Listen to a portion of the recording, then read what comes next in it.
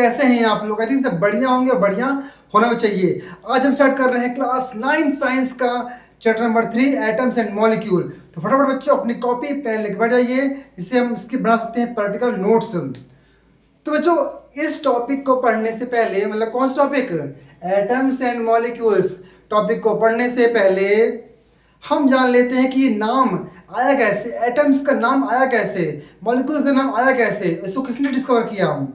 तो बच्चों कहानी कुछ ऐसी है कि आज से लगभग कई साल पहले, तो बच्चों कहानी ऐसी है कि प्राचीन भारतीय और यूनानी लोगों ने पदार्थ मतलब मैटर्स के बारे में बहुत ही खोज करी, वो अध्ययन किया, लेकिन उनमें वो सफल नहीं हो पा रहे थे।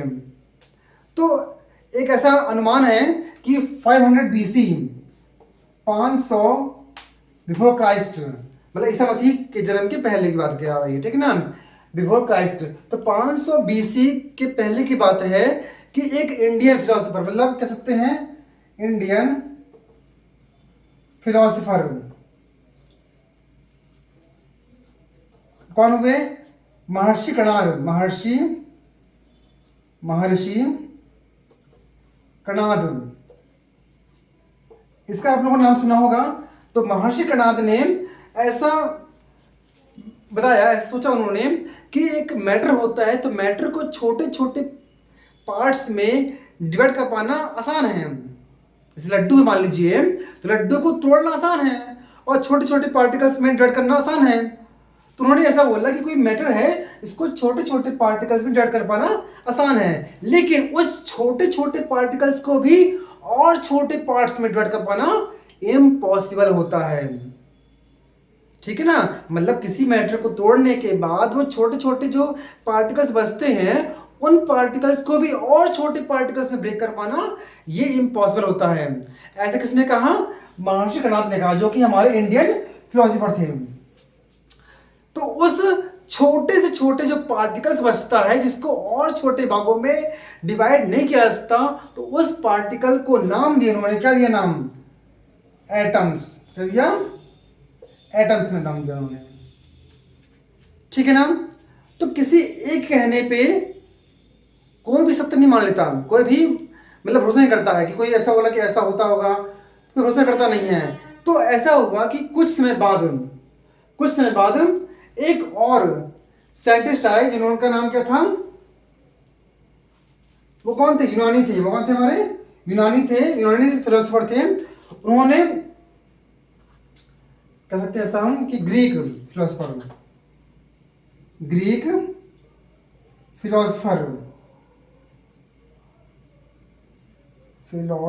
ठीक है ना, सॉरी, फिलोसोफर, ये कौन थे, इंडियंस थे, हमारे ग्रीक फिलोसोफर थे, मतलब यूनानी वो बोलते हैं ना, विदेशी लोग जो थे, उनमें एक फिलोसोफर थे। उनका नाम क्या बेटा, उनका नाम ये था डेमोक्रिटस, ठीक है ना, नाम लिखा होगा, इसका नाम इजी होता है, क्रीटस एंड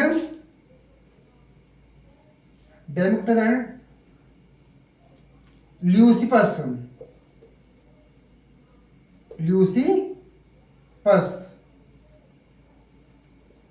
ये डेमोक्रिटस और ल्यूसिपस एक ऐसे साइंटिस्ट थे जिन्होंने 18th सेंचुरी में आकर के, एंड 18th सेंचुरी में भी जब ये आए, उन्होंने जब मतलब खोजा, आपने डिस्कवर किया, जब एक्सपेरिमेंट किया हो, तो उन्होंने ये पाया कि जो सेम बात महर्षि कणाद ने कही थी कि किसी मैटर को और छोटे भागों में तोड़ना आसान है, लेकिन उस छोटे से छोटे पार्टिकल्स को और छोटे पार्टिकल में तोड़ना इम्पॉसिबल है। तो वही बात जो महर्षि कणाद ने कही थी, सेम वही बात किसने कही, ग्रीक फिलोसोफर डेमोक्रिटस और ल्यूसिफर, दो साइंटिस्टों ने ये बात कही। तो इन्होंने भी उसका नाम क्या दिया, एटलीस्ट नाम वही देना पड़ा इनको, एटम। क्या देना पड़ा, एटम। उन्होंने कोई नाम दिया इसका, एटम नाम दिया। तो बच्चों इन दोनों बातों को लेकर के ये पूर्ण सिद्ध हो चुका कि एटम होता क्या है। क्या होता है एटम बेटा, कि एक सबसे छोटे से छोटा पार्टिकल्स, जिसको और छोटे पार्टिकल्स में डर कर पाना इम्पॉसिबल होता है, उसको बोलते क्या है हम, एटम बोलते हैं। It is a tiny particles, बहुत ही छोटे होते हैं, बहुत ही स्मॉल होते हैं। आया इसमें? ठीक है ना। तो ये कहानी कुछ ऐसी रही। तो बच्चों अब इनके बारे में हमने समझ लिया कि एटम कहां से आया। ठीक है, अब बात कर लेते हैं 18th सेंचुरी के बाद की बात है। कब की बात है? 18th सेंचुरी बाद, आफ्टर 18th सेंचुरी। मतलब जो भी एटम्स के बारे में बात की गई महर्षि कर्णाद ने और डेमोक्रिटस और लूसीफर ने, वो 18th सेंचुरी की पहली बात थी। ठीक है ना। अब 18th सेंचुरी के बाद जो हुआ, सब साइंटिस्ट क्या करते हैं, कभी रुकते नहीं है, कभी बैठते नहीं फ्री होकर के, वो कुछ ना कुछ खोज करते रहते हैं। तो वो 18th सेंचुरी के बाद क्या हुआ,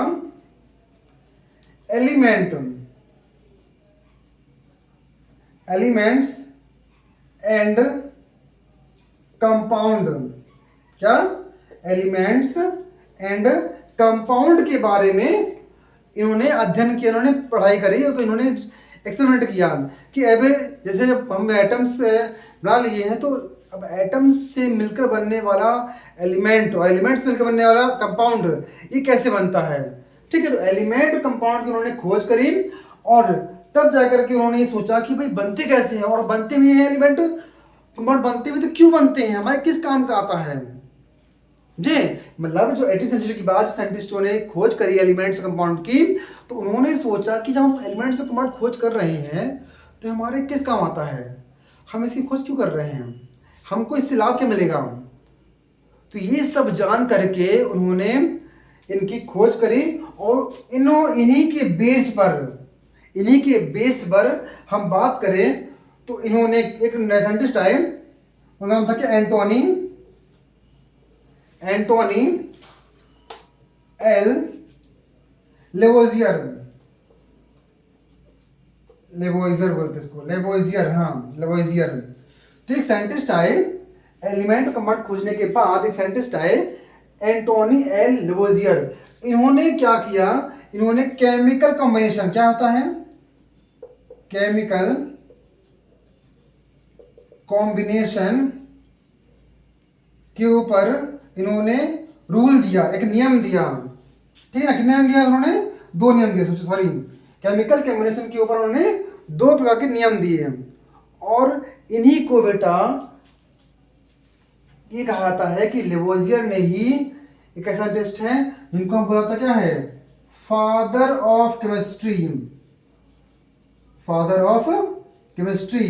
देखिए आपकी क्लास 9, 10, 11, 12, 9th क्लास से आपकी केमिस्ट्री शुरू आती है। वैसे शुरू तो क्लास 6 से होती है, लेकिन जो स्पेशली आप पढ़ रहे हैं 9th क्लास से पूरा साइंटिस्ट के बारे में, तो 9 से स्टार्ट होता है। ठीक है आपका, तो ये आपका 9th में केमिस्ट्री, फिजिक्स और बायोलॉजी बटा हुआ है। ठीक है, तो हम बात करें केमिस्ट्री की, तो केमिस्ट्री की फादर, मतलब फादर केमिस्ट्री, जिसने केमिस्ट्री खोज करी है, उसका नाम क्या है, एंटोनी एल लेवोइजियर। आप ये चाहो तो आपकी स्कूल में असेंबली वगैरह होती है, तो उसमें आप पूछ सकते हैं इसके क्वेश्चन वगैरह की, who discovered the father of chemistry, मतलब who discovered the father of chemistry, पूछ सकते हैं अपन, who discovered the father of chemistry, Antoine L Lavoisier. Clear है बेटा। तो ये पूरी कहानी एटम, एलिमेंट्स और कंपाउंड के बारे में है। तो बच्चों हमारा पहला जो इसमें लेवोइजियर ने 2 रूल्स दिए थे, उसमें पहला आता है हमारा law of conservation of mass. ठीक है, क्या बोलता है हमारा लॉ, बोलता है मास can neither be created and nor be destroy in chemical reaction. मतलब यदि हम मास की जगह पे कर सकते हैं हम यूज, चाहे तो पार्टिकल सकते हैं। ठीक है, हम चाहें तो मास की प्लेस में सकते हैं, पार्टिकल का यूज कर सकते हैं।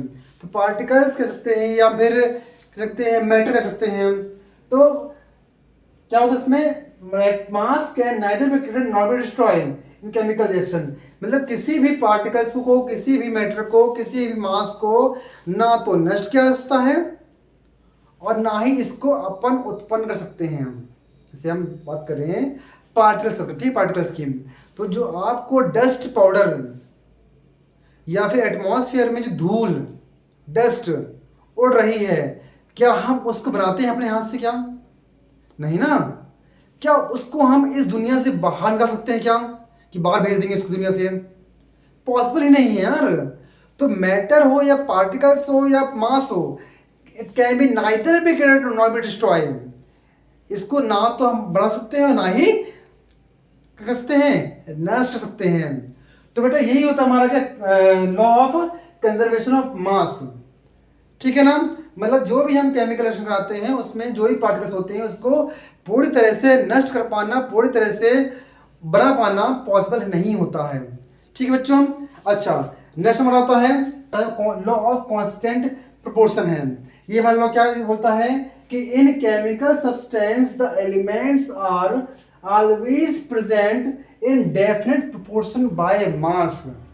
मतलब इसका मतलब बेटा क्या है कि कोई भी फॉर्मूला, कोई भी केमिकल कंपाउंड जब बनता है तो एक फिक्स प्रपोर्शन, फिक्स रेशियो में होता है।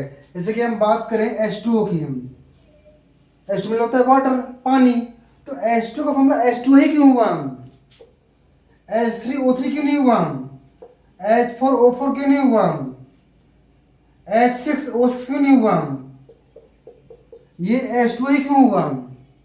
तो कोई भी केमिकल्स कंपाउंड बनते हैं तो एक फिक्स डेफिनेट प्रोपोर्शन में, मतलब उनका जो रेशियो होता है डेफिनेट होता है, मतलब एक पर्टिकुलर, जैसे हम बात करें इसी का करते हैं H2 की, तो पानी का फॉर्मूला जो है H2 ही क्यों बना, देखते हैं इसको हम। तो H2 में H का जो मास होता है, मास निकालने के लिए बच्चों आपको पता होना चाहिए एटॉमिक नंबर। ठीक है ना, एटॉमिक नंबर यदि आपको पता नहीं है तो कोई दिक्कत नहीं, चैप्टर नंबर 4 में एक टेबल दी गई होगी, इसमें आपको 1 से लेकर 18 तक आपको मिल जाएंगे। बाकी जब चैप्टर 4 पढ़ाएंगे आपको ना तो उसकी ट्रिक बता देंगे कैसे याद करना उसको। ठीक है, अभी देखते हैं। तो H का मतलब हाइड्रोजन का जो आपका एटॉमिक नंबर होता है 1, और मास में इसका हमने एक ही होता है, कितना होता है 1 इंटू 2, एक होता है उसका मास, किसका मास, हाइड्रोजन का, और 2 लिखा है यहाँ पे। ठीक है ना, क्या हमारा प्रोपोर्शन आ गया, ठीक है, रेशियो। ओ मतलब ऑक्सीजन, ऑक्सीजन का एटॉमिक नंबर कितना होता है 8, ठीक है, और 8 नंबर होता है, हम निकाल रहे हैं क्या है उसका मास, तो 8 दूनी 16 का 2 डबल करते हैं। ठीक है, अब कैसे हो रहा है डबल, ये इसको अभी समझ नहीं आएगा आपको कि मास सर 8 को 16 कैसे कर दिया आपने, तो इसको पढ़ने के लिए आपको चैप्टर नंबर 4 पढ़ना पड़ेगा, है ना, तब आपको उसमें बताएंगे हम आपको कि मास क्या होता है, या इसमें आई थिंक बताइए इसके आगे टॉपिक होगा मास क्या होता है, नंबर क्या होता है, कैसे निकालते हैं इसको हम। ठीक है ना, अच्छा समझ लीजिए कि ऑक्सीजन का जो होता है 8 होता है नंबर, और मास का होता है 16 होता है, 2 1 2 16, 2 1 2 2 8 16। तो ये जो H2 के मॉलिक्यूल होते हैं इनका जो फिक्स्ड डेफिनेट प्रोपोर्शन होता है 1:8 होता है, मतलब 1:8 के रेशियो में ये बनते हैं, मॉलिक्यूल बनते हैं। जैसे फॉर एग्जाम्पल हम आपको आपकी वजह से समझाएं, तो आपके घर में 3 लोग आए हैं, 4 लोग आए, फॉर एग्जाम्पल आपके घर में 4 लोग मेहमान आए हैं, 4 मेहमान आए हैं और 4 मेहमानों को बनानी है चाय बनानी है। ठीक है ना, तो 4 लोगों के लिए बनानी क्या है आपको, 4 कप चाय। तो क्या आप ये बताओ 4 कप चाय में 4 कप डालेंगे आप पानी डालेंगे, ठीक है जी। तो 4 कप चाय के लिए बच्चों आप क्या एक क्या कर सकते हैं, एक गिलास भर के जो उसमें डालते हैं क्या, शक्कर डालते हैं क्या, नहीं ना, एक गिलास भर के डालते हैं क्या, चम्मच डालते हैं क्या, नहीं। तो 4 लोग की बनानी है तो 4 चम्मच शक्कर मान लीजिए और 2-2.5 चम्मच क्या मान लीजिए, चायपत्ती मान लीजिए। तो एक रेशियो में हम मिलाते हैं कुछ भी चीज़ें इसमें, मतलब जैसे 4 लोग आए, 2 लोग आए, तो अपने खुद बनाते हो चाय, एक लोग चाय बनाते तुम, तो एक जन की चाय बनाने के लिए क्या तुम 1 कटोरी डालते शक्कर क्या, 1 गिलास डालते हो तुम इसमें वो चायपत्ती क्या, नहीं ना। तो वही जो बोला गया बेटा कि जो चीज़ आप बना रहे हो उसमें जो भी कंपाउंड बाहर से एलिमेंट मिला रहे हो, जो भी एलिमेंट मिला रहे हो आप उसमें, तो आप उसको एक फिक्स प्रोपोर्शन में मिलाते हो, एक फिक्स रेशियो मिलाते हो कि हमारा जो बनने वाला कंपाउंड है वो अच्छा बन सके। तो वही बोला गया है कोई भी केमिकल फॉर्मूला बनने से पहले उसका एक फिक्स प्रोपोर्शन तैयार किया जाता है। ठीक है, वो डिपेंड करता है उसके मास पे करता डिपेंड है। इसमें मैंने क्या बोला तो लॉ ऑफ कांस्टेंट प्रोपोर्शन को ये बताता है कि कोई भी केमिकल सब्सटेंस या केमिकल कंपाउंड बन रहा है तो उसमें बनने का जरिया क्या है, उसका डेफिनेट प्रोपोर्शन है, मतलब उसको पर्टिकुलर रेशियो में, मात्रा में उसको मिलाना पड़ेगा उसको, तब बनेगा। हम बात करें अमोनिया की, इसकी अमोनिया, अमोनिया क्या होता है बेटा, अमोनिया, अमोनिया की हम बात करें, एग्जाम्पल है, फॉर्मूला क्या होता है NH3। अमोनिया क्या होता है बेटा, अमोनिया होता है आपका यूरिन, बाथरूम, ठीक है ना। तो क्या होती है कि अमोनिया होती है, जो बाथरूम में गंध आती है ना, बाथरूम में जो गंध आती है वो क्या होता है, अमोनिया होता है। तो अमोनिया का एटॉमिक नंबर होता है, इसका एन का होता है 7, होता है 7 एटॉमिक नंबर बात कर रहा मैं, और इसका मास निकाल कितना होगा, जस्ट डबल 14, कितना होता है इसका 14। रेशियो H का होता है मास 1 होता है, इंटू 3 है यहाँ पे, तो 14 रेशियो 3 बन 3। तो हमारा अमोनिया का जो कंपाउंड बन रहा है उसमें 14 रेशियो 3 का रेशियो बन रहा है। तो इन रेशियो में यदि हम नाइट्रोजन और इन रेशियो में यदि हम हाइड्रोजन लाते हैं तो पर्टिकुलर जाकर के अमोनिया का लिक्विड बनता है। आया इसमें? तो आई थिंक आप लोग समझ आ गया होगा यहाँ तक कि क्या होता है, 2 रूल्स हमारे जो कि लेवोसियर ने हमको दिया है। अब बात करें, कभी कभी एग्जाम पूछ लेता है कि who discover the law of constant proportion, law of constant proportion discover करने वाला और ये रूल्स देने वाला कौन साइंटिस्ट था। तो उस साइंटिस्ट नाम क्या आपका, साइंटिस्ट का नाम है Joseph L Proust, Joseph L Proust, ये उसका नाम है जो इस रूल्स को दिया है नाम उसने, ठीक है ना। हमारा जो नेक्स्ट टॉपिक आता है डाल्टन एटॉमिक थ्योरी, ठीक है ना, जो कि आपके एग्जाम दृष्टि से बहुत ही अहम टॉपिक है। डाल्टन ने एटम्स के बारे में कुछ बात बताई थी, ठीक है। तो खोजा किसी ने, केमिस्ट्री को बेटा इसलिए बोलता हूं मैं, केमिस्ट्री किसी सगी नहीं है, केमिस्ट्री किसी की सगी नहीं है। पहले कौन आया, महर्षि कणाद आए, ठीक है ना, जो कि इंडियन फिलोसोफर थे।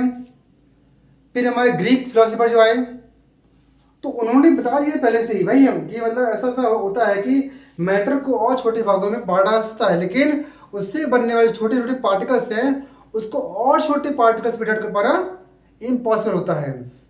लेकिन उसके बाद भी डाल्टन आया और डाल्टन ने उसको और अच्छे डिस्कवर किया, तो उनकी थ्योरी कहाँ गई, किनारे। उसको हम नहीं पढ़ रहे हैं, उसको किसको पढ़ रहे हैं, डाल्टन पढ़ रहे हैं। तो केमिस्ट्री में यही होता है कि किसी एक को फेल करके दूसरे व्यक्ति आता है सामने, उसको कर देगा फेल, तीसरा आएगा। किसी की सगी नहीं होती केमिस्ट्री, ठीक है। इसमें क्या होता है कि कोई भी साइंटिस्ट किसी को फेल करके उसकी कमी निकाल करके अपने आप को आगे करता है, ठीक है ना, कोई दिक्कत नहीं। हम देखते हैं आगे की ओर। डाल्टन एटॉमिक थ्योरी क्या बोलता है इसमें, all matter is made up of very tiny particles, जितने भी मैटर्स होते हैं, फॉर एग्जाम्पल मैटर की बात कर रहा हूं मैं, मान लीजिए क्या है हमारे पास, सॉलिड लिक्विड गैस, कौन सी बात है, चैप्टर में 2 पढ़ा है सॉलिड लिक्विड गैस। जैसे सॉलिड के पार्टिकल्स हो, लिक्विड के पार्टिकल्स हो, या फिर गैस के पार्टिकल हो, सब के सब पार्टिकल्स होते हैं, बने होते हैं किससे, वेरी टाइनी पार्टिकल्स, मतलब जो मैटर होता है सॉलिड लिक्विड गैस वो भी छोटे छोटे पार्टिकल्स से मिलकर बना होता है। जैसे चौक जो होती है वो छोटे छोटे टाइनी पार्टिकल्स से मिलकर बनी होती है। लड्डू भी क्या होता है, छोटी छोटी बूंदी से मिलकर बना होता है, ठीक है ना। तो जितने मैटर होते हैं सब छोटे छोटे टाइनी पार्टिकल्स मिलकर बने होते हैं। विच पार्टिसिपेट इन केमिकल रिएक्शन, जो केमिकल रिएक्शन में पार्टिसिपेट करते हैं, है ना। से चाय बनानी, चाय में शक्कर भी है, दूध भी है, ठीक है ना, चाय पत्ती भी है, तो इस सब के क्या है, छोटे छोटे टाइनी पार्टिकल्स तो हैं। शरबत बनाए, शरबत में क्या है, नींबू भी है, नींबू के छोटे छोटे पार्टिकल्स भी हैं, ठीक है। बाहर से हम शक्कर मिलाते हैं उसके पार्टिकल्स भी है, रसना मिलाते हैं रसना के पार्टिकल्स भी हैं। तो छोटे छोटे पार्टिकल्स मिले होते हैं। सेकंड क्या है, सेकंड बोला हमारा atoms are individual particles which can not be created, not be destroy in chemical reaction. ठीक है, किसी भी केमिकल रिएक्शन में एक बार यदि घुल गया वो पार्टिकल्स, तो उसको और छोटे छोटे पार्टिकल्स में डिस्ट्रॉय कर पाना इम्पॉसिबल है। देखा ना यहाँ पे, एटम्स आर इनडिविजिबल, उसको और छोटे पार्टिकल्स में तोड़ पाना इनडिविजिबल है ही नहीं, संभव नहीं है। ठीक है ना। Atoms are given element are identical in mass and chemical property. हाँ, अब ऐसा कह नहीं सकते हम कि हर एक एटम छोटे छोटे पार्टिकल्स का होता है तो उसका मास नहीं होता। हर एक छोटे छोटे पार्टिकल ही अपना खुद का मास होता है। चौक का डस्ट को रखो वेटिंग मशीन में तो उसका भी खुद का अपना एक मास होगा। तो हर एक छोटे छोटे एटम्स का भी अपना खुद का क्या होता है, आइडेंटिकल मास होता है, खुद का एक मास होता है, खुद की उसकी केमिकल प्रॉपर्टी होती है, मतलब उसका खुद का गुण होता है। ठीक है ना। अच्छा, नेक्स्ट क्या हमारा, atoms combine in ratio of small whole number in to form compound. अभी बताया मैंने अभी लॉ ऑफ केमिकल प्रोपोर्शन वाले में, है ना। उसमें क्या था हमारा कि जितने भी हमारे कंपाउंड बनते हैं, H2O हो, NH3 हो, CO2 हो वगैरह, जितने भी होते हैं बहुत सारे, जितने भी हमें कंपाउंड बनते हैं सब के सब एक पर्टिकुलर रेशियो में बनते हैं, पर्टिकुलर अनुपात में मिलते हैं, कि मतलब 1:8 में बनता है H2O, है ना। पहले ना आपको जितने भी केमिकल कंपाउंड बनते हैं सबके सब एक पर्टिकुलर रेशियो में मिलकर बने होते हैं। ठीक है बच्चों, आई थिंक आपको सुना यहाँ तक कोई दिक्कत तो नहीं यहाँ तक। Next topic, what are the modern day symbol of atoms और डिफरेंट एलिमेंट। अलग अलग एलिमेंट को एक सिंबल के रूप में आजकल प्रयोग किया जाता है। तो उसमें डाल्टन था मेन व्यक्ति। Dalton was the first scientist who named the different element of the particular symbol. Dalton used the symbol for element. He also definite quantity of that element. उस एलिमेंट की पर्टिकुलर क्वांटिटी देख करके उस element के छोटा सा symbol के रूप में उसने बताया कि हम जैसे मैग्नीशियम है, कॉपर है, एल्यूमिनियम है, इनके नाम लंबे लंबे ना बोल करके कोई किसी सिंबल से हम शो करेंगे। ठीक है ना। तो डाल्टन की इस बात को थोड़ा सा और सुधार किया गया, और कौन आया, बर्जीलियस। उन्होंने क्या बोला कि Berzelius that the symbol of element be made from 1 or 2 letter of name. आप एक सिंबल के रूप में दे सकते हो नाम, कोई दिक्कत नहीं है। यदि आप चाहो तो उस एल्यूमिनियम को भी एक छोटे से 1 या फिर 2 लेटर में भी आप इसको शो कर सकते हो। ठीक है ना। इसमें डाल्टन ने क्या बोला कि किसी भी एक सिंबल से कर सकते हैं शो, लेकिन बर्जीलियस ने क्या बोला, यदि आपको सिंबल से शो नहीं करना है मान लीजिए, तो आप 1 या 2 लेटर से भी शो कर सकते हैं। जैसे एल्यूमिनियम क्या होता है, AL, कॉपर क्या होगा, CU, बोरान का B, मैग्नीशियम का Mg। ऐसे किसी एक या 2 लेटर को लेकर के हम उसका सिंबल को बदल सकते हैं। ठीक है ना। तो कुछ यहाँ पे आपको एलिमेंट दिए गए हैं बेटा, यहाँ पे से हाइड्रोजन है, तो हाइड्रोजन को डाल्टन ने एक सिंबल से बताया था इस प्रकार से। ठीक है ना। कार्बन को बताया था इस प्रकार से, ऑक्सीजन को ऐसा, फास्फोरस को ऐसा, सल्फर को इस प्रकार से मान दिया गया, आयरन को कुछ को इस प्रकार से, कॉपर का ये है, लेड का ये है, सिल्वर का ये है। तो जो सिंबल आपको जो दिए गए हैं ये वो डाल्टन ने बताया था। Dalton was the first scientist who name the symbols of element. ठीक है ना। एलिमेंट का सिंबल होते हैं उसको नाम दिया गया था ये ऐसा, ये एलिमेंट है, सिंबल्स दिए गए आपको, डाल्टन ने बताया था। अब बर्जीलियस ने कुछ सुधार किया था, तो इसमें यहाँ पे बताया ना आपको मैंने, एल्यूमिनियम का Al, बोरान का B, कॉपर का Cu, आयरन का Fe। मतलब इस प्रकार से आप छोटे छोटे नाम से भी इनको शो कर सकते हैं। ठीक है ना। लेकिन ये जो आपको दिया गया है वो किसने दिया था, डाल्टन ने दिया था सिंबल के रूप में। ठीक है। आज से कई हजारों साल पहले जब मेटल्स नॉन मेटल्स निकाले जा रहे थे धरती से, तो उस साइंटिस्टों ने उन एलिमेंट उन मेटल का नाम जो है उसके खोजे की जगह से रखा। जैसे कि बात करें साइप्रस, उससे एक वर्ड निकला कॉपर। ठीक है ना। येलो कलर का एक मेटल निकला, हीरो कलर का एक मेटल निकला, तो उसका नाम क्या रखा गया हम? गोल्ड। तो बच्चों ये जो है वर्ड, जितने भी ऐसे एलिमेंट हैं, सॉरी जितने भी ऐसे मेटल हैं, नॉन मेटल हैं, उनमें कुछ ना कुछ एक लैटिन वर्ड होता है जिससे उनका नाम रखा आता है, ठीक है ना। अच्छा, लेकिन ये सब देखते हुए आज के जो जनरेशन में ये पहली बात है, ये पहले की बातें हैं जब साइंटिस्टों ने उसकी खोज कर रहे थे। लेकिन आजकल क्या है, एक आईयूपीएसी ऑर्गेनाइजेशन, कौन? आईयूपीएसी ऑर्गेनाइजेशन क्या होता है? International union pure and applied chemistry.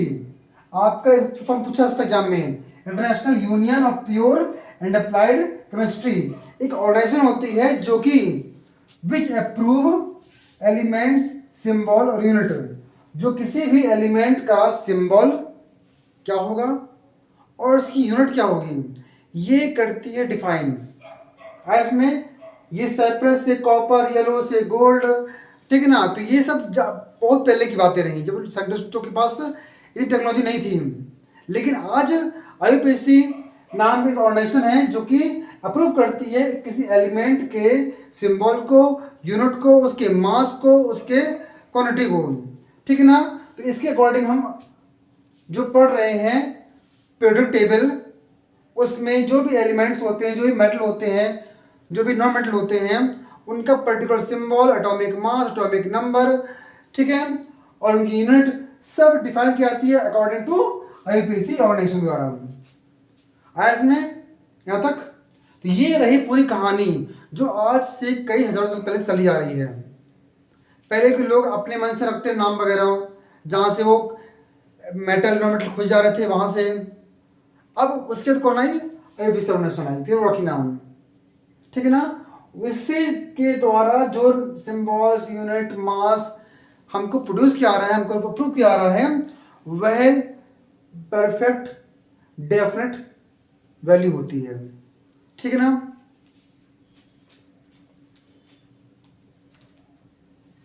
दूसरी बात बच्चों, मैं बात करूं इसके अकॉर्डिंग, आईयूपीएसी अकॉर्डिंग उन्होंने बोला ये कोई भी एलिमेंट है, हम बात करें किसकी? कॉपर का, ठीक है, कॉपर की। तो कॉपर हमारा एलिमेंट है, इसके सिंबल का जो नाम रखा आता है अकॉर्डिंग टू आईयूपीएसी ऑर्गेनाइजेशन, तो फर्स्ट लेटर होता है आपका बड़ा होता है, अपर केस बोलते हैं इसको, और सेकंड लेटर होता है वो छोटा होता है, लोअर केस। कोई भी लेटर हो, कोई भी एलिमेंट हो, हम बात करें इसे एल्यूमिनियम की, एल्यूमिनियम, तो ए होगा बड़ा, एल होगा आपका छोटा, ठीक है ना। हम बात करें किसकी? मैग्नीशियम की, मैग्नीशियम, तो एम बड़ा रहेगा आपका और जी छोटा रहेगा।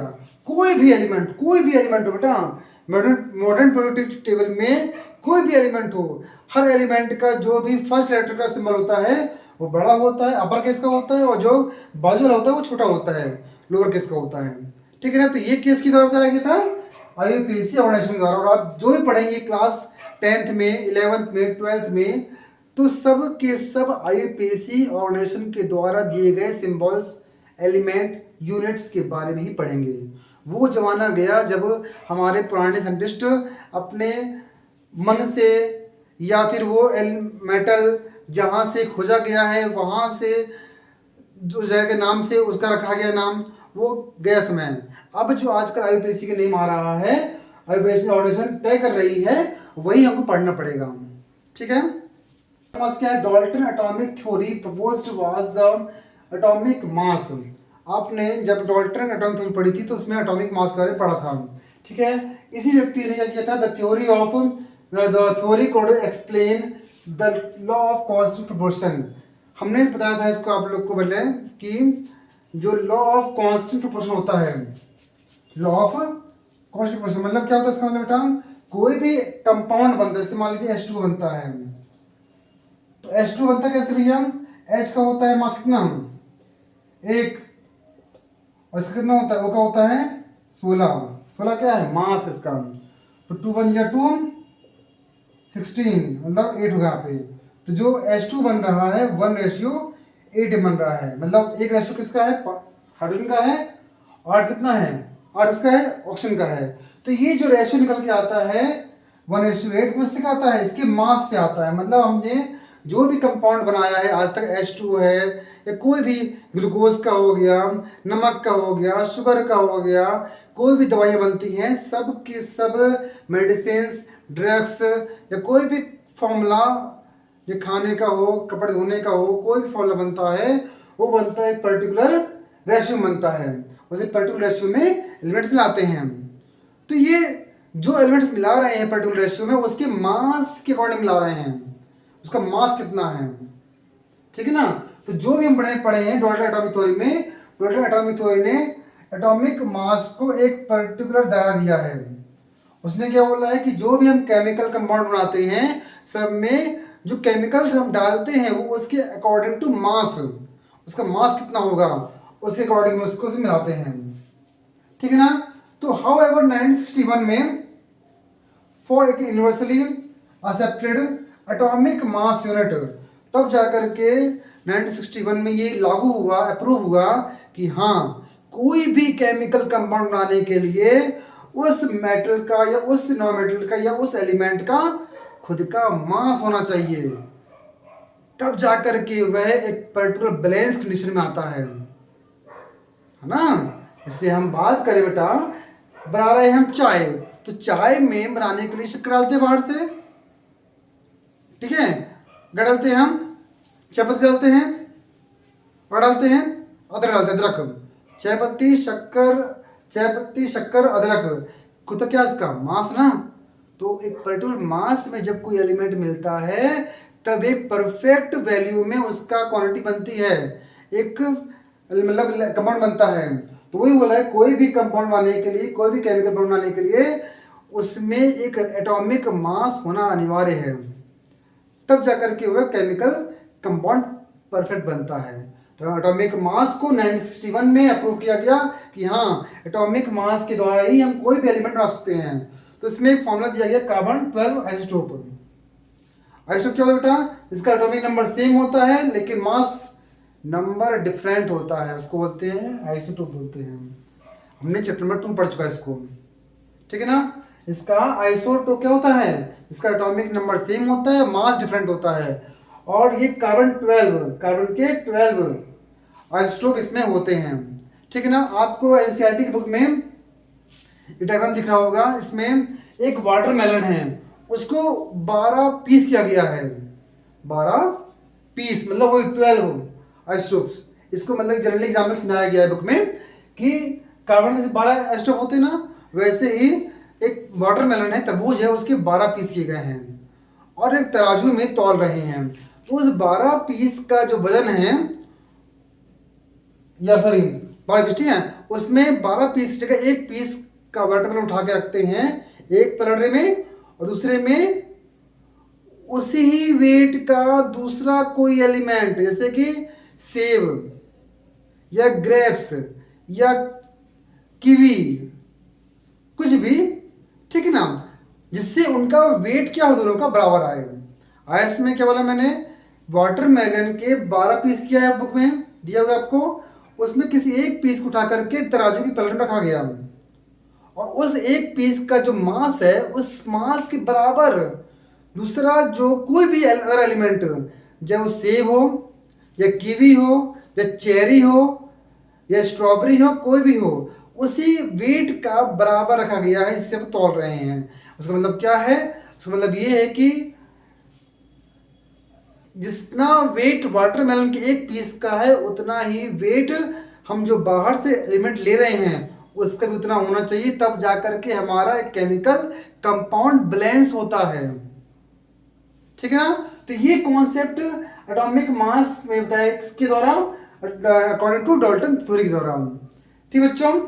तो ये इसमें हम बस जान लेते हैं कि हम जो भी कुल मिलाकर के, सीधी बात ये बेटा, कोई भी केमिकल कंपाउंड बनाने के लिए उसका एटॉमिक मास एक पर्टिकुलर रेशियो होना चाहिए, तब जाकर के वो एक बैलेंस कंडीशन में कंपाउंड बनता है, ठीक है। What is a molecule, atom का पढ़ लिया हमने। एटम क्या होता है, एटम इज टाइनी पार्टिकल्स, वो छोटे छोटे पार्टिकल्स होते हैं जिसको हम छोटे छोटे पार्ट्स में डिवाइड कर पाना पॉसिबल नहीं होता है, ठीक है ना। आता है मॉलिक्यूल्स। मॉलिक्यूल्स क्या होता है बेटा? अ ग्रुप ऑफ 2 और मोर एटम्स, दो से अधिक atoms that are chemically bounded together, जो आपस में केमिकल रूप से क्या होते बंधे होते हैं, that is tightly held together by attractive force. ठीक है ना। जैसे हम बात करें H2O की, जिक्र करें H2O की, तो हमारा H2O है वो क्या है? मॉलिक्यूल तो है, वो पानी का मॉलिक्यूल, जिसमें हाइड्रोजन और ऑक्सीजन आपस में केमिकल बॉन्ड है। ठीक है। इससे हम बात करें तो ऐसा होता है हमारा HOH, तो इनके बीच जो है हमारा एक केमिकली बॉन्ड, एक केमिकल रूप से क्या है बंधे हुए हैं। इनके मॉलिक्यूल्स, हाइड्रोजन के 2 मॉलिक्यूल्स, ऑक्सीजन का 1 मॉलिक्यूल्स आपस में टाइटली बंधा हुआ है। ठीक है ना। और बनते कैसे इसको पढ़ेंगे, आगे पढ़ेंगे टॉपिक में। वैसे समझ लीजिए कि जो मॉलिक्यूल्स बने हैं हाइड्रोजन ऑक्सीजन से आपस में बने हुए हैं। ग्लूकोज, इसमें कार्बन के 6 मॉलिक्यूल्स, ऑक्सीजन के 6, हाइड्रोजन के 12, ये आपस में केमिकल रूप से बंधे हुए हैं। इनके बीच में क्या हो रहा है? एक प्रकार का अट्रैक्टिव फोर्स लग रहा है, उसको हम बोलते हैं मॉलिक्यूल्स। ये अकॉर्डिंग टू साइंस। अब बात करते हैं आपकी डेली लाइफ में, जिससे आपको जल्दी समझ आएगा। हम बात करें बूंदी की छोटे छोटे लड्डू, सॉरी लड्डू के छोटे छोटे बूंदी जो होती है वो क्या होती है? बारीक बारीक होती है ना बूंदी। मगज की हो गई, ये बूंदी की हो गया। तो मगज की जो बूंदी होती है बल्कि बारीक बारीक, वो क्या है? एटम्स मान लीजिए वो है। अब वही छोटे छोटे एटम्स है ना, 2 या 2 से अधिक एटम्स, वही छोटे छोटे छोटे छोटे एटम्स को हम बनाते हैं शेप, बनाते क्या है? लड्डू, है ना। तो लड्डू हमारा क्या हो गया? Just like a molecule. तो वो 2 या 2 से अधिक एटम्स, मतलब वो छोटे छोटे जो बूंदी है या मगज है आपस में केमिकली बाउंडेड लिखा उसमें, मतलब आपस में उसमें सीरम मिलाते हैं, चाशनी मिलाते हैं और उसको एक पर्टिकुलर देते हैं शेप, जिसमें उनके छोटे छोटे पार्टिकल्स बीच में क्या होता है? एक सिरके के रूप में या चाशनी के रूप में आपस में क्या होते हैं? वो बन जाते हैं। अट्रैक्टिव फोर्स लगता है उनमें, मतलब बनता क्या है? लड्डू बनता है। ये हुआ आपका जनरल एग्जाम्पल कि छोटे छोटे जो पार्टिकल्स हैं आपस में अट्रैक्टिव फोर्स लगाने के कारण केमिकल रूप से क्या होते हैं? बन जाते हैं, इसको लड्डू बोलते हैं। चौक, चौक के डस्ट होता है पाउडर, उस डस्ट पाउडर क्या बोलते हैं? एटम होता है। वही जब को डस्ट पाउडर जो होता है पानी उसमें मिलाते हैं और इसको केमिकल रूप से बॉन्ड करते हैं, तो वो छोटे छोटे डस्ट पाउडर क्या होते हैं? आपस में अट्रैक्टिव फोर्स लगाते हैं, इस कारण से बनती है हमारी क्या है? चौक। तो बेटा ये बहुत से एग्जाम्पल आपको डेली लाइफ देखने को मिलेगा जो कि मॉलिक्यूल्स के रूप में होते हैं। ठीक है ना। और ये हमारा जनरली अकॉर्डिंग टू साइंस है कि जब 2 या 2 से अधिक एटम आपस में केमिकल रूप से बंधे होते हैं, बॉन्ड होते हैं, इनके बीच में अट्रैक्टिव फोर्स लगता है, उसको बोलते हैं क्या है? मॉलिक्यूल्स बोलते हैं। ऐसे बहुत से एग्जाम्पल भाई, नमक है NaCl, तो सोडियम का मॉलिक्यूल और क्लोरीन का सॉरी सोडियम एटम और क्लोरीन एटम दोनों आपस में क्या है? केमिकल रूप से बांधे हुए हैं, इसलिए बन रहा नमक। ठीक है। तो ऐसे बहुत से एग्जाम्पल आपको देखने मिलेगा जो कि मॉलिक्यूल्स के होते हैं। आई थिंक आपको सुना गया होगा क्या होता है मॉलिक्यूल्स, क्या होता है। तो metal and non metal contain charge species. जैसे हम बात करें सोडियम, क्लोरीन, दोनों क्या है? ये होता है हमारा मेटल और ये होता है हमारा नॉन मेटल। ठीक है ना। तो जब मेटल और नॉन मेटल के बीच में चार्ज स्पेसीज, मतलब इसमें होता है पॉजिटिव चार्ज, इसमें होता है नेगेटिव चार्ज। जब ये पॉजिटिव और नेगेटिव चार्ज वाले अलग अलग एटम्स आपस में केमिकल रूप से बॉन्ड होते हैं, बंधे होते हैं, तो ये हमारा होता है कंपाउंड। ठीक है ना। लेकिन जो ये चार्ज छोड़ के आता है वो होता है हमारा चार्ज स्पेसीज। अब ये चार्ज आता कहां से है, बनता कैसे है, इसको हम पढ़ेंगे चैप्टर नंबर 4 पढ़ेंगे, चैप्टर नंबर 4 पढ़ेंगे। ठीक है ना।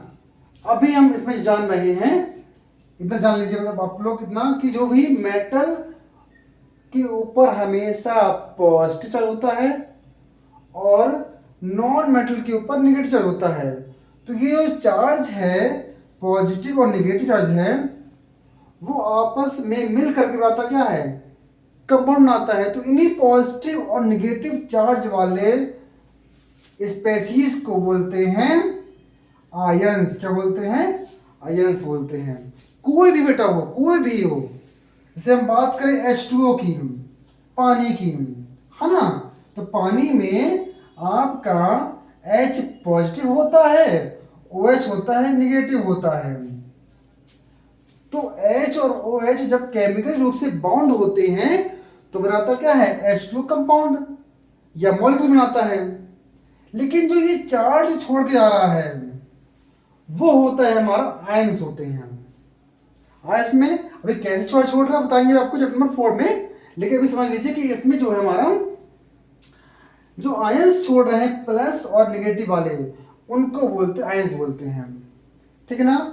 ये बात अपने दिमाग में कंटेक्स्ट बिठा लीजिए बच्चों कि मेटल के ऊपर हमेशा पॉजिटिव चार्ज होता है। कोई भी मॉलिक्यूल बनाने के लिए सबसे पहले आता है मेटल। Na क्या है हमारा, मेटल। ठीक है ना, पॉजिटिव चार्ज पहले आता है, फिर बाद में नेगेटिव चार्ज आता है। ठीक है ना। तो ये पॉजिटिव नेगेटिव क्या है, हमारे चार्ज होते हैं, और इसी को हम बोलते हैं आयंस बोलते हैं। ठीक है। कोई भी कंपाउंड है, कोई भी एलिमेंट है, कोई भी मॉलिक्यूल है, उसको जब आप ब्रेक करोगे ना तो एक पॉजिटिव और नेगेटिव के रूप में वो ब्रेक होता है। आयंस में कोई भी कंपाउंड, कोई भी एलिमेंट को आप ब्रेक करोगे तो एक पॉजिटिव और नेगेटिव चार्ज के रूप में ब्रेक होता है। उस पॉजिटिव और नेगेटिव चार्ज को ही हम बोलते क्या है, आयंस बोलते हैं। ठीक है ना। एग्जाम में पूछता ही पूछता है, मोस्ट आयन के क्वेश्चन है जो एग्जाम पूछते हमेशा, फॉर्मूला ऑफ सिंपल कंपाउंड। कोई भी कंपाउंड बनता कैसे है, तो बोले H2 बन गया, बना कैसे, HCl बना कैसे, NH3 बना कैसे, ये कंपाउंड बनते कैसे हैं। तो जो आज जान लेते हैं। तो इस कंपाउंड बनाने के लिए सबसे पहले बच्चों आपको पता होना चाहिए वैलेंसी क्या होती है। इनको करने से पहले आप समझ लीजिए वैलेंसी। ठीक है ना, वैलेंसी या तो रट्टा मार लो या समझ लो। पहले रट्टा मारोगे तो भूल जाओगे, समझ लोगे तो आपके आगे क्लास में काम आएगा और अगले चैप्टर में काम आएगा आपके। वैलेंसी निकालने के लिए, वैलेंसी लगे होता है खाली जगह है, ठीक है ना। तो वैलेंसी निकालने के लिए एक नील्स बोर है, चैप्टर 4 पढ़ेंगे हम, नील्स बोर। तो नील्स बोर ने एक मैजिक नंबर दिया था, 2 8 8 18 चलता आता है। इस मैजिक नंबर के द्वारा ही हमको निकालना क्या है, वैलेंसी निकालनी है। तो समझ लीजिए वैलेंसी क्या होती है, फिर आप समझ जाओगे इसको ना, तो आप निकाल लोगे हमसे। देखिए बेटा, इसमें इस फॉर्मूले का या इस मैजिक नंबर का यूज करके हम वैलेंसी निकालेंगे। इससे हम बात करें सोडियम की। सोडियम का एटॉमिक नंबर क्या होता है, आपके बच्चों को पता नहीं एटॉमिक नंबर होता क्या है। तो चैप्टर नंबर 4 में आपको एक टेबल दी गई होगी एटॉमिक नंबर की, उसको आप याद कर लीजिए। ठीक है ना। तो उस एटॉमिक नंबर का कर लीजिए, तब आप निकल पाएगी वैलेंसी। सोडियम कितना होता है, 11 होता है। क्या होता है, 11 होता है। थोड़ा इसको बेटा 2 भर गया पूरा, 8 है, कितने हुए, 8 2 10। अगले में क्या है, अगले में भी 8 है, लेकिन चाहिए हमको कितना, 11 ना। 8 और 10 और 1 11। देखिए यहाँ पे 2 भरा पूरा, 8 भरा पूरा, 10 हो गया। क्षमता अगले में भी 8 की है, लेकिन चाहिए कितना हमको, 11 होना चाहिए और ना 2 8 1। तो वैलेंसी हमेशा ध्यान रखना बच्चों, वैलेंसी जो होती है हमेशा 0 1 2 3 और 4 तक ही होती है, उससे ऊपर नहीं होती। ठीक है, एक ट्रिक से आप समझ लीजिए।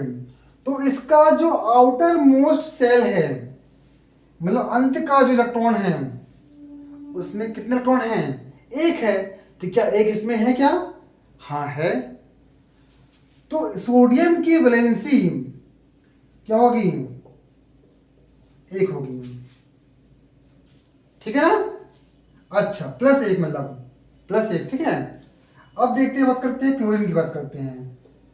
17 होता है क्लोरीन का, थोड़ा इसको बताओ। 2 भर गया पूरा, 8 हो गया पूरा, कितने हो गए? 8 2 10। अगले क्षमता कितने की? 8 किसमें भी है, लेकिन चाहिए कि हमको कितना? 8 10 और 7 17। क्षमता तो 8 की ना, लेकिन हमको चाहिए कितना? 70 चाहिए, तो 7 चाहिए कमी उसमें। 8 10 7 17। तो अंतिम में इलेक्ट्रॉन कितना है? 7 है भाई। तो 7 क्या इसमें है क्या? नहीं ना।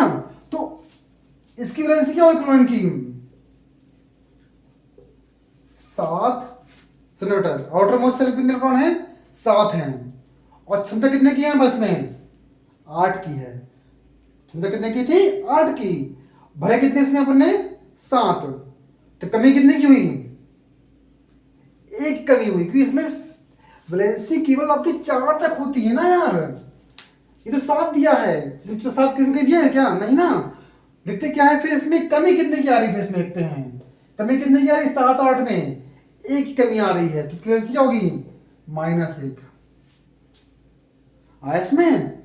यदि आपका कोई भी इलेक्ट्रॉन कोई भी एटम को ब्रेक करते हो इस प्रकार से, इसके द्वारा, आउटर मोस्ट सेल में जो भी इलेक्ट्रॉन होता है 0 1 2 3 4 तक, तो वही आपकी वैलेंसी होती है।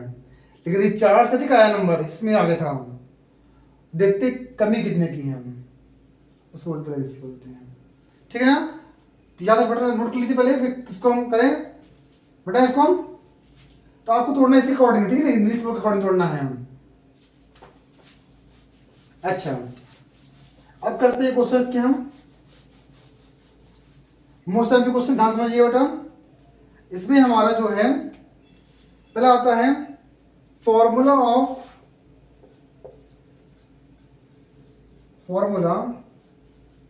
ऑफ हाइड्रोजन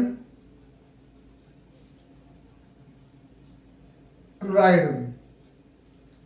ये आपको निकालना है इस फॉर्मूला का। तो निकालो बच्चा, कैसे निकालेंगे? हाइड्रोजन क्या है? एक लंबा नाम है, ठीक है ना। और डॉल्टन क्या बोलता है? इस लंबे नाम को एक छोटे सिंबल में देना है नाम। तो क्या इसका होता है? H। क्लोराइड मतलब क्लोरीन, इतना लंबा नाम है, इसको भी एक छोटे सिंबल देना है, क्लोरीन Cl होगा इसका,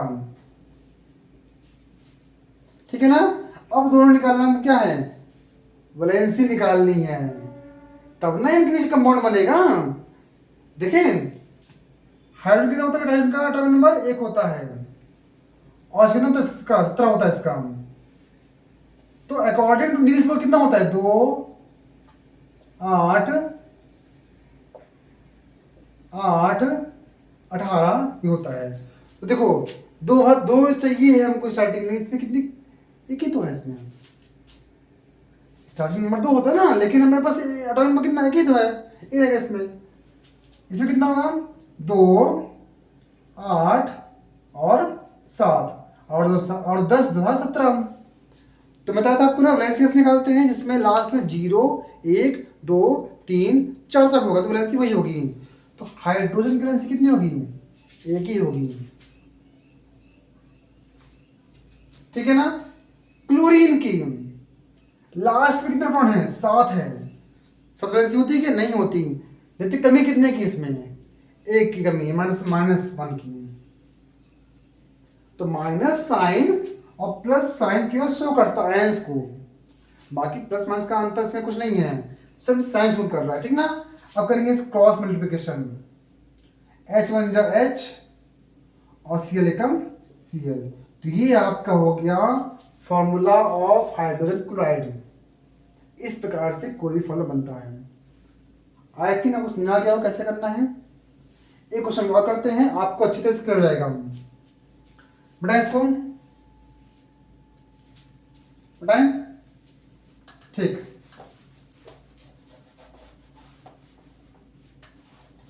आपका जो है क्वेश्चन नंबर सेकंड आता है आपका, फॉर्मूला ऑफ हाइड्रोजन सल्फाइड।